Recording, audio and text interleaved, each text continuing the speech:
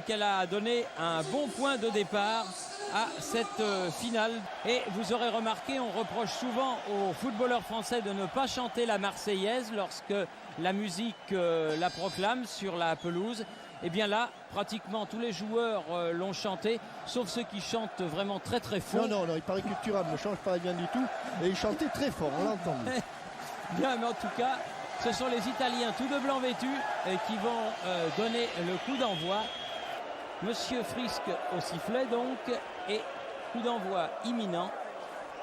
La finale de l'Euro 2000 va commencer entre des Italiens en blanc. Djorkaeff. Oh oui, par-dessus Maldini. Faut aller le poteau. Mine de rien. Et Toldo a failli être surpris. Il ne l'attendait pas dans le cadre et elle a frappé le poteau. Cette balle de vent. Fioré qui va pouvoir centrer. Attention. Le second poteau. Oh là là, encore une fois. Deuxième hésitation de Fabien Barthez et Marco Del Vecchio s'est jeté pour couper la trajectoire de ce centre tendu qui avait débordé. Comme il avait fait tout à l'heure. Non, finalement, il y a eu une ruse. Il y a eu une ruse, il a frappé directement. Ouais, sans il n'a pas trop trouvé de danger.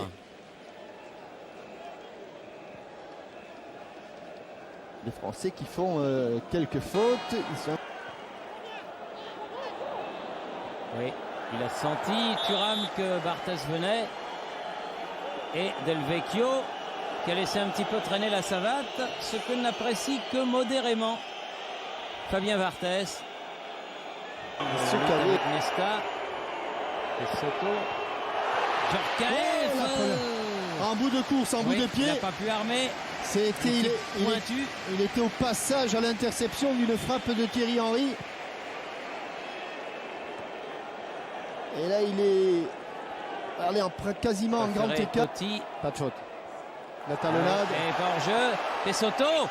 Et but de Del Vecchio. Et but de Del Vecchio à la reprise de ce centre. Del Vecchio tout seul ouvre la marque à la 10e minute de la deuxième période. Ça chauffait depuis un moment. Il y avait eu une alerte et sur cette talonnade. Sergio. Attention. Totti. Oh là là. Ouais, le trop croisé. Del Piero, il était bien seul, il a trop croisé son tir. Mais c'est des grandes frayeurs sur le but de Fabien Barthez. Et le KO est 4 minutes. 4 minutes avec Trezeguet à la lutte. Faute. Mais l'arbitre va donner coup franc en faveur des Italiens dans les 16,50 m. Et Toldo avait encore réussi un arrêt somptueux. Il n'avait certainement pas entendu le coup de sifflet, puisqu'il n'y avait pas eu le coup de sifflet, hein, Thierry. Et Trezeguet. Wiltor. Et but à la dernière seconde. Wiltor qui égalise à la toute dernière seconde. 48 minutes et 12 secondes. C'est incroyable, c'est irrespirable.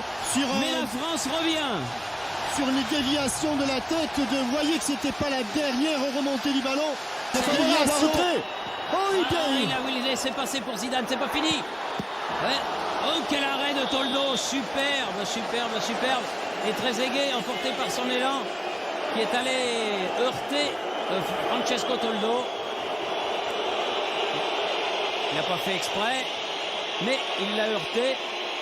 Les deux garçons vont faire sentir côté transalpin. Pires, il est passé. Centre en retrait. Et but de Trezeguet.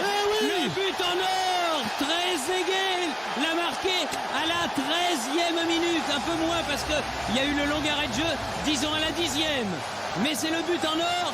Et il est signé Trezeguet. Sur un coaching remarquable de Roger Lemaire. Robert Pires